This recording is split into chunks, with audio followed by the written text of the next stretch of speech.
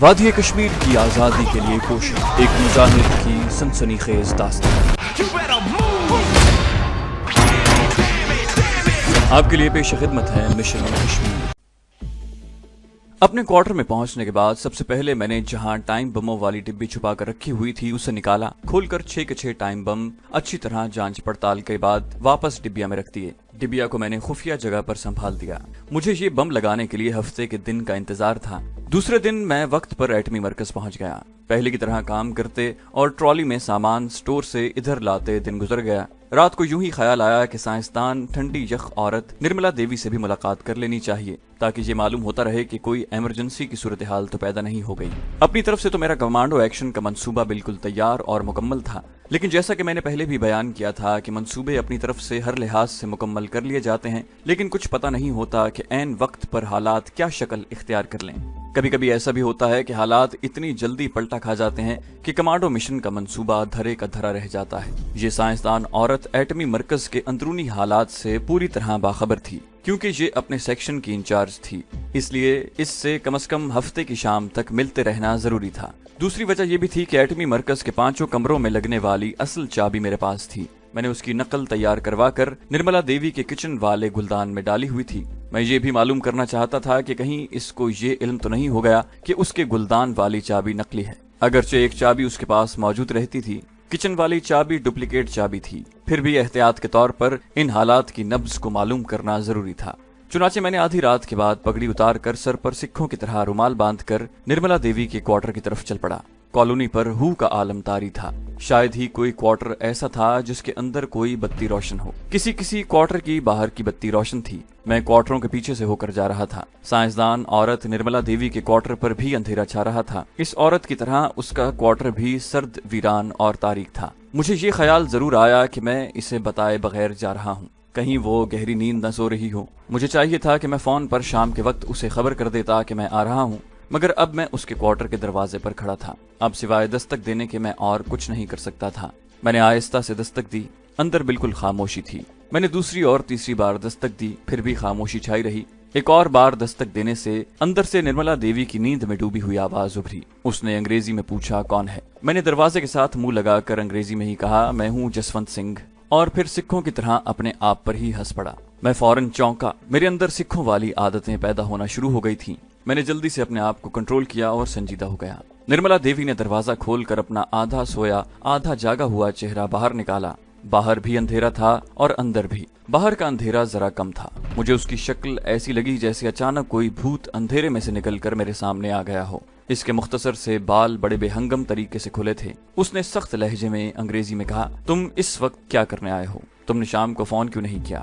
میں نے دونوں ہاتھ ملتے ہوئے کہا، میڈم آئی ایم سوری، میری طبیعت ٹھیک نہیں تھی۔ مگر تم تو سینٹر میں ڈیوٹی پر موجود تھے۔ خیر اندر آؤ۔ میں اندر کمرے میں چلا گیا۔ اب سمجھ میں نہیں آ رہا تھا کہ آگے کیا کروں، کیونکہ کمرے میں اتنا گھپ اندھیرا تھا کہ میری آنکھیں جو جنگل کی تاریک راتوں میں دیکھ لیتی تھیں وہاں کچھ بھی نہیں دیکھ رہی تھیں۔ کمرے کی فضا میں ڈیٹول کی بو پھیلی ہوئی تھی۔ عجیب بات ہے، نرملا دیوی مجھے دیکھ رہی تھی۔ وہ میرا ہاتھ پکڑ کر مجھے اس طرح صوفے کے پاس لے گئی جس طرح کوئی کسی اندھے کا ہاتھ پکڑ کر لے جاتا ہے۔ اس نے ٹیبل لیمپ روشن کر دیا۔ بولو، کیا کرنے آئے ہو؟ میں نے کھسیانہ سا ہو کر کہا، بس میڈم آپ سے ملنے کا دل کر رہا تھا، اس لیے آ گیا ہوں۔ اور تم اتنے دن کیوں نہیں آئے؟ اس ہفتے کی رات کہاں تھے؟ میں نے کہا، بس میڈم میری طبیعت کچھ ٹھیک نہیں تھی، کوارٹر میں ہی پڑا رہا، کوئی خیر خبر لینے والا تو یہاں ہے نہیں۔ وہ بالوں کا چھوٹا سا جوڑا بنا رہی تھی۔ میں نے اسے پوچھا، اور تو سب خیریت ہے؟ وہ سرد لہجے میں ٹھنڈی سانس بھر کر بولی، ہاں سب خیریت ہے، اب تم جاؤ، مجھے نیند آ رہی ہے۔ آج اس نے کچھ زیادہ ہی ڈیٹول کا استعمال کیا ہوا تھا، کیونکہ اس کے بستر سے ڈیٹول کی تیز بو آ رہی تھی۔ مجھے وہ کسی ایسے مریض کا کمرہ لگ رہا تھا جس کا تازہ آپریشن ہوا ہو۔ میرا خود وہاں دم گھٹنے لگا تھا۔ جب میں نے معلوم کر لیا کہ سب ٹھیک ہے اور اسے نقلی چابی کا پتہ نہیں لگا تو میرا وہاں بیٹھنا بیکار تھا۔ میں نے اٹھ کر ہاتھ باندھ کر کہا، ست سری اکال، میں چلتا ہوں، سوری آپ کو ڈسٹرب کیا۔ میں دروازے کی طرف بڑھا، وہ میرے پیچھے پیچھے آ رہی تھی۔ بالکل ایسا لگ رہا تھا جیسے کسی ہسپتال کی چڑیل میرے پیچھے لگی ہوئی ہے۔ میں دروازے سے باہر نکلا تو اس نے کہا، مجھے ڈسٹرب کرنے صرف ہفتے کی رات کو آیا کرو، اب جاؤ، اور اس نے دروازہ بند کر دیا۔ میں نے دل میں کہا، میڈم اس ہفتے کی رات کو میں بہت مصروف ہوں گا۔ اچانک مجھے خیال آیا کہ کہیں راج گڑھ اس زیر زمین ایٹمی مرکز کے اتنا قریب تو نہیں کہ یہ کالونی بھی اس کے ساتھ ہی اڑ جائے، مگر میرا خیال ہے ایسی بات نہیں تھی۔ प्रोफेसर जमशेद ने कहा था कि एटमी सेंटर के धमाके से इर्द गिर्द 2 फरलांग का इलाका ही मुतासिर होगा और इस कॉलोनी के क्वार्टर्स एटमी मरकज यानी रामगढ़ के कस्बे से काफी फासले पर थे। बहरहाल मेरे लिए वो निर्मला देवी से आखिरी मुलाकात थी। दिन गुजरते चले गए, आखिर हफ्ते की रात आ गई। ये मेरे कमांडो एक्शन की रात थी। उस रात मुझे एटमी मरकज में रहकर एटमी प्लांट वाले कमरे में 4 टाइम बम लगाने थे। पहले की तरह मैं उस रोज भी ऑफिस टाइम खत्म होते ही सफेद कोट उतार कर हैंगर में लटकाने के लिए क्लॉक रूम में गया और वहीं क्लोजेट में छुप कर बैठ गया। 4 टाइम बम मेरी जेब में मौजूद थे। डिब्बी में 2 बम मैंने अलग करके रख लिए थे। मुझे एटमी भट्टी पर 4 बम लगाने थे। मैं उस वक्त तक क्लॉक रूम में ही छुपा रहा जब तक के 5 गार्ड कमरों को चेक करने के बाद ताले लगाकर ऊपर न चले गए। मुझे पता चल चुका था कि ये गार्ड मजीद चेकिंग और देखभाल के लिए आधी रात को भी नीचे आते हैं। चुनाचे मैंने बम आधी रात के बाद और इन गार्ड्स की दूसरी चेकिंग के बाद लगाने का फैसला किया। मैं सफेद कोटों के हैंगरों वाले क्लोजेट में छुप कर बैठा हुआ था। जब जरा इत्मीनान हुआ कि एटमी सेंटर खाली हो गया है तो बाहर निकल आया। चाबी मेरी जेब में थी जो सब कमरों को लग जाती थी, मगर मुझे उस वक्त सिर्फ कमरा नंबर 5 को ये चाबी लगानी थी। एहतियात के तौर पर मैं राहदारी में टहलता कमरा नंबर 5 के पास आ गया। जेब से चाबी निकालकर उसे लगाई। ताला खुल गया। अंदर झांक कर देखा, अंदर बत्तियां जल रही थीं। दरमियान में एटमी भट्टी साफ नजर आ रही थी। मैंने जल्दी से दरवाजे को दोबारा लॉक किया और दबे पांव चलता वापस क्लॉक रूम में आकर बैठ गया।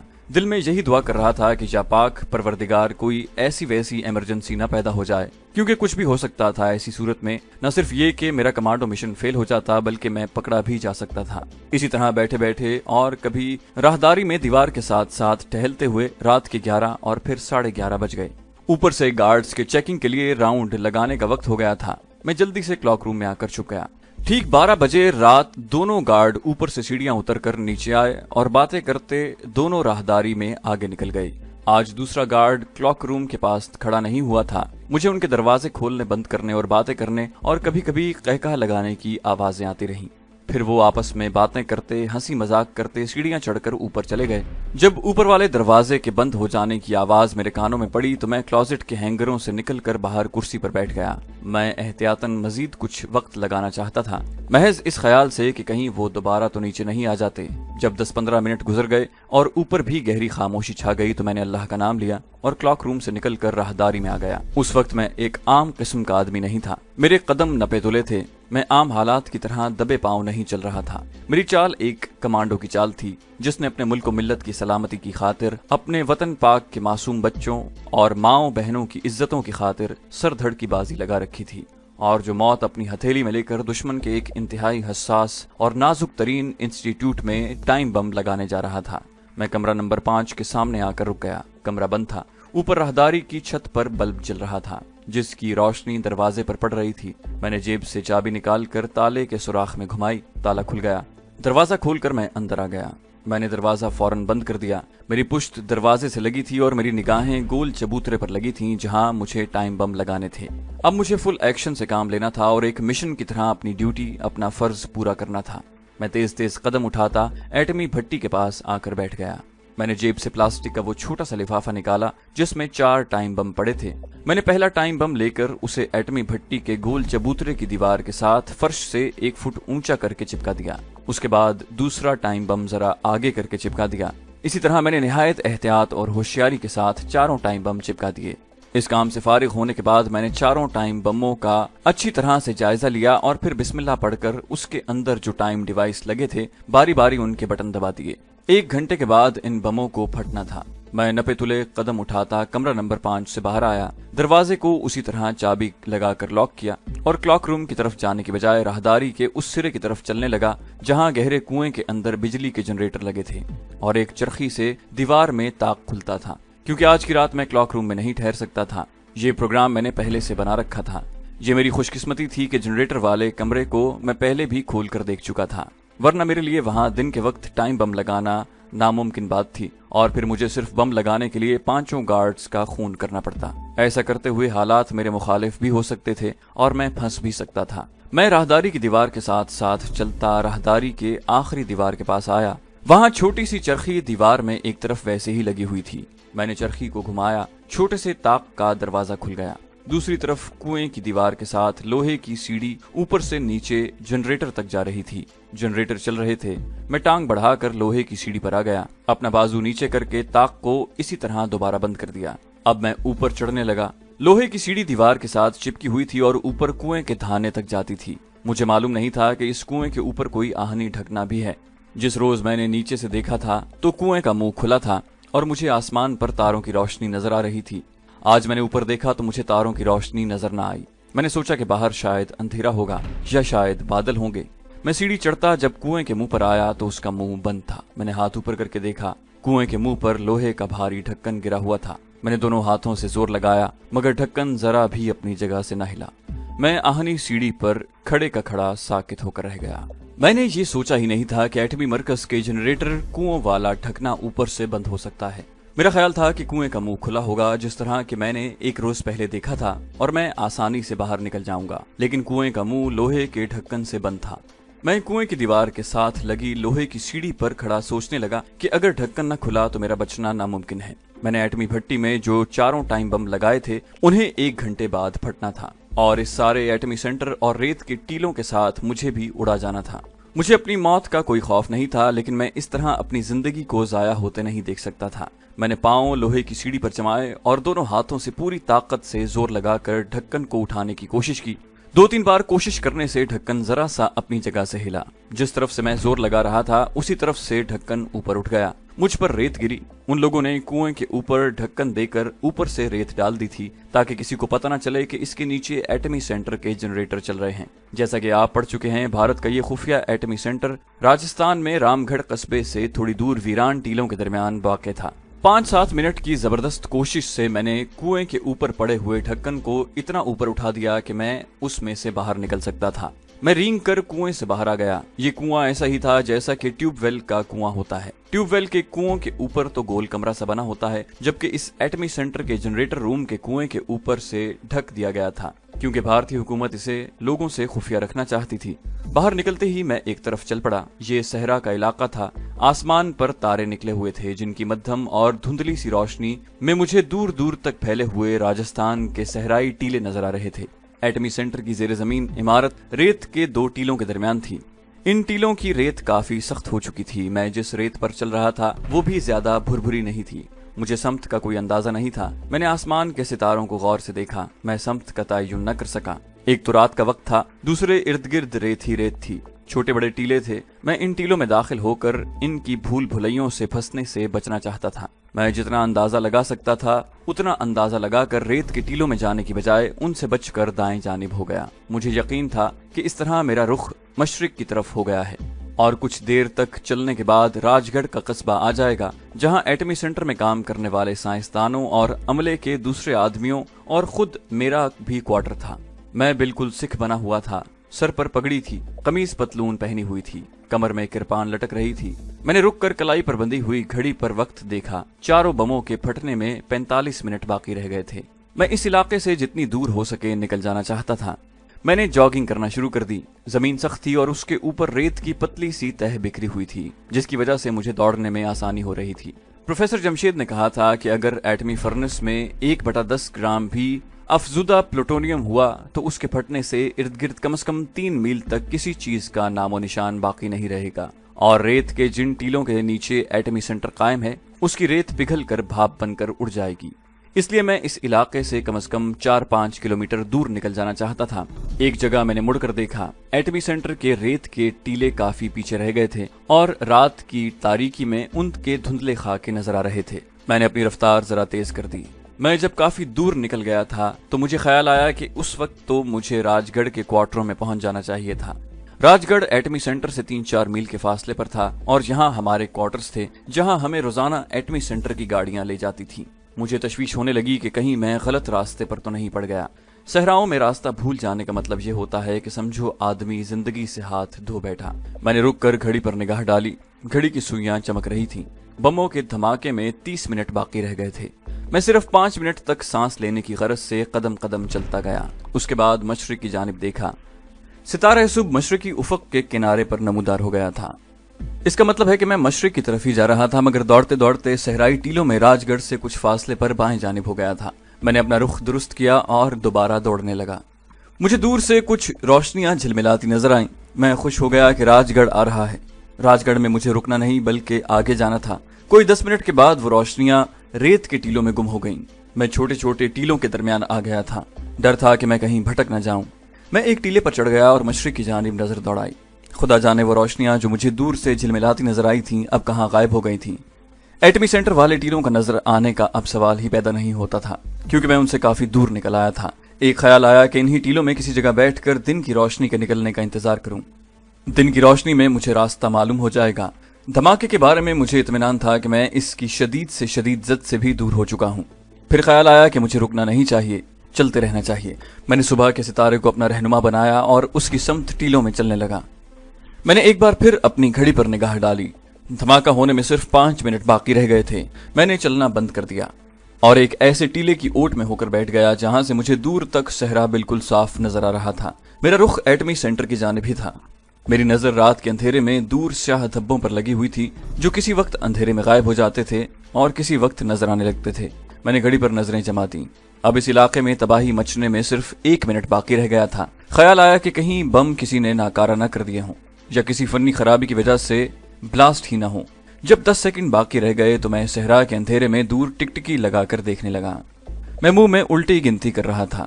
जब 10 सेकंड भी पूरे हो गए तो मेरे दिल की धड़कन तेज हो गई। मैंने एक लम्हे के लिए अपना सांस रोक लिया। ऐसा कभी नहीं हो सकता कि धमाका ना हो। हमारे मास्टर स्पाई गुल खान ने बड़े एतमाद से कहा था कि अगर इन बमों के फ्यूज किसी ने नाकारा न कर दिए तो ये ठीक वक्त पर कयामत खेज धमाके से फट जाएंगे। और गुल खान हाई एक्सप्लोसिव्स का माहिर था। इससे पहले उसके इस किस्म के बमों से मैं द्वारका फोर्ट में भारतीय फौज का गोला बारूद और फौजी साजो सामान का जखीरा तबाह कर चुका था। बम जरूर ब्लास्ट होंगे। अभी मैं ये सोच रहा था कि जुनूब की जानिब आसमान एकदम रोशन हो गया। ये रोशनी ऐसी थी जैसे बगैर आवाज के बिजली चमकी हो। उसके साथ ही जमीन हिलने लगी जैसे जलजला आ गया हो। उसके बाद मुझे ऐसा धमाका सुनाई दिया जैसे कोई मालगाड़ी इंजन समेत फुल स्पीड से कड़कड़ाती हुई मेरे ऊपर से गुजर गई हो। जमीन हिल रही थी। दूर सहरा में रोशनी बार बार चमक रही थी और धमाकों की आवाज 2-2 सेकंड के वक्फे से आ रही थी। मेरे लगाए हुए बमों ने अपना काम कर दिया था। पहले रोशनी चमकी थी, अब दूर आसमान पर सुर्ख रोशनी फैल गई। मुझे शोले आसमान की तरफ बुलंद होते नजर आने लगे। मुझे ये पता नहीं चल सका था कि एटमी सेंटर के धमाकों की शिद्दत कितनी है। आसमान का किनारा इस कदर सुर्ख हो रहा था जैसे उसके नीचे बहुत बड़ा ज्वालामुखी फट गया हो। अब मेरा वहां रुकना मुनासिब नहीं था। मैं उठा और मशरिक की समत तेज तेज चलने लगा। सुबह का सितारा पिछले पहर के नीले नूर में भड़क रहा था। मैं हैरान था कि जो रोशनियां मुझे पहले दिखाई गई थी वो कहाँ चली गई हैं। मेरे चलते चलते आसमान पर सुबह का उजाला फैलने लगा। फिर मशरिक की जानिब से सूरज का सुर्ख थाल नमूदार हुआ। मैं चलता गया। सूरज जब तुलू होता है तो ऊपर आता हुआ साफ मालूम होता है। जैसे जैसे ऊपर आता जाता है हमें उसकी हरकत नजर आना बंद हो जाती है। फिर हम धूप को देखकर ही अंदाजा लगा सकते हैं कि सूरज आहिस्ता आहिस्ता मशरिक से मगरिब की तरफ जा रहा है। उस वक्त मैं ये सोच रहा था कि मैं ठीक रुख पर जा रहा हूं या नहीं, क्योंकि ये हकीकत भी मेरे सामने थी कि धमाके के बाद इस सारे सूबे की पुलिस और खुफिया सर्विस हंगामी हालत के तहत अलर्ट हो गई होगी। सारे इलाके को पुलिस ने और बहुत मुमकिन है भारतीय फौज ने अपने घेरे में ले लिया हो और जगह जगह नाकाबंदी करके चेकिंग शुरू कर दी गई हो। मैं अगरचे भारतीय सिख के भेस में था और मैंने एटमी सेंटर की तमाम निशानियां जाया कर दी थीं, लेकिन इसके बावजूद अगर मैं पुलिस या फौज के निर्णय में आ गया तो मुझसे पूछगिछ की जाएगी कि मैं कौन हूं और इस वक्त अकेला इस तरफ क्या कर रहा था। बहरहाल मैं कोई आम किस्म का आदमी नहीं था। हर किस्म के हालात से निमटना मेरी ट्रेनिंग में शामिल था। अब मैं चलते चलते थकन महसूस करने लगा। रेत भी गहरी हो गई थी। मेरे पांव रेत में घुसने लगे थे। दूसरी मुसीबत ये थी कि सूरज की रोशनी में मुझे दूर दूर तक किसी आबादी या बिजली के खंभों का नामो निशान तक दिखाई नहीं दे रहा था। एक ही खतरा था कि मैं कहीं सहरा में भटक तो नहीं गया। रेत के छोटे टीलों का सिलसिला खत्म हो गया था। अब रेत के बड़े बड़े टब्बे आ रहे थे। मैंने एक टब्बे के ऊपर चढ़कर दूर निगाह डाली। कुछ फासले पर मुझे एक इंसान दिखाई दिया जो ऊंट की मुहार थामे आहिस्ता आहिस्ता चला जा रहा था। मुझे कुछ हौसला हुआ कि मैं आबादी से दूर नहीं हूँ। मैंने उस आदमी की तरफ चलना शुरू कर दिया। मैं आगे से होकर जा रहा था। 2-3 टब्बे अबूर करने के बाद मैं उस जगह आकर खड़ा हो गया जहां से शुतर सवार ने गुजरना था। ऊंट वाला करीब हो रहा था।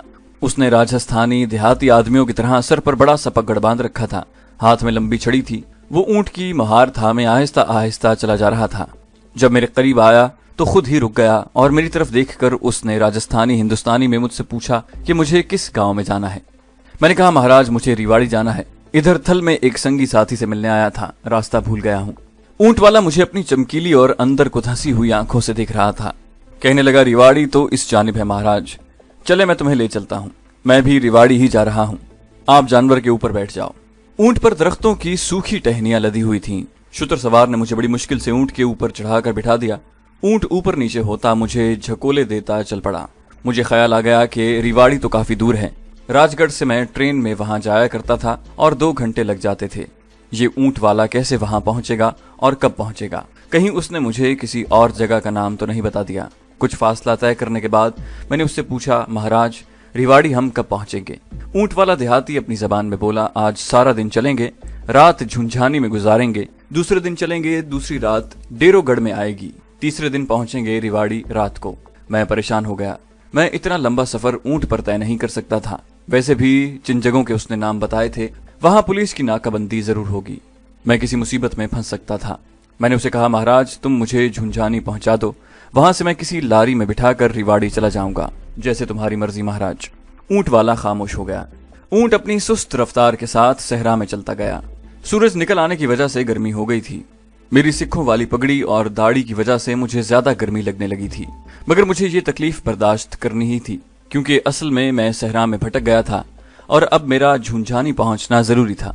इतना मुझे मालूम था कि डेरो से रिवाड़ी तक रेलगाड़ी जाती है और झुंझानी से मुझे डबरू तक कोई न कोई लारी मिल सकती थी। रास्ते में एक जगह दरख्तों का एक झुंड आया। ये कीकर की किस्म के दरख्त थे। जहां ऊंट वाले ने ऊंट बिठा दिया, मैं उतर पड़ा। यकीन करें कि मैं कमांडो ट्रेनिंग के बावजूद ऊंट ने मेरे सारे जिस्म के पेच हिला कर रख दिए थे। यहाँ रेत में एक छोटा सा चश्मा बह रहा था। ऊंट वाले ने पोटली खोली, उसमें गुड़ और मकई की रोटियां थीं। उसने एक रोटी और गुड़ मुझे भी दिया। इस रोटी का बहुत मजा आया। यहाँ 1 घंटा आराम करने के बाद हमारा सफर फिर शुरू हो गया। किसी न किसी तरह शाम होने के कुछ देर बाद झुंझानी पहुंच गए। मैंने ऊंट वाले का शुक्रिया अदा किया। मेरे पास पैसे मौजूद थे। मैंने उसे 10 रुपए देने चाहे, मगर उस नेक दिल इंसान ने न लिए। तो दोस्तों, ये थी हमारी आज की एपिसोड। उम्मीद करते हैं आपको हमारी कहानी पसंद आई होगी। जाने से पहले इस वीडियो को लाइक कीजिए और शेयर करना मत भूलिए। कमेंट करके हमें बताइए कि आपको हमारी वीडियो कैसी लगी। और अगर अभी तक आपने इस चैनल को सब्सक्राइब नहीं किया तो इसे सब्सक्राइब कीजिए और बेल आइकन दबाकर ऑल नोटिफिकेशंस ऑन कर लीजिए।